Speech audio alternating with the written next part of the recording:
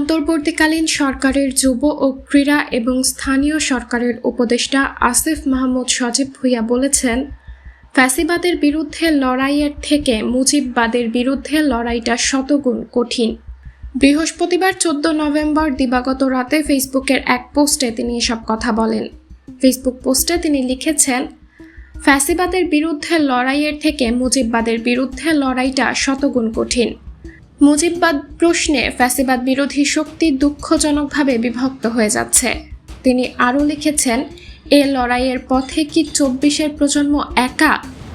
প্রসঙ্গত, সম্প্রতি বঙ্গভবনের দরবার হলের দেওয়াল থেকে বঙ্গবন্ধু শেখ মুজিবুর রহমানের ছবি সরিয়ে ফেলা হয়েছে।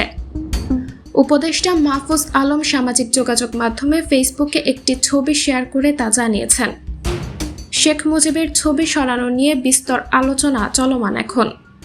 এরই মধ্যে উপদেষ্টা মাহফুজ আলম ৭১ পরবর্তী ফ্যাসিস্ট নেতা বঙ্গবন্ধু শেখ মুজিবুর রহমান ও শেখ পরিবারের বন্দনা বন্ধ করার কথা বলেছেন। পাশাপাশি মুজিববাদ ও শেখ হাসিনাকে বয়কট করার ডাক দিয়েছেন। এবার অন্য উপদেষ্টা আসিফ মাহমুদ জানালেন মুজিববাদ নিয়ে তার অভিমত। সাবরিনা জলিল, সবার কথা।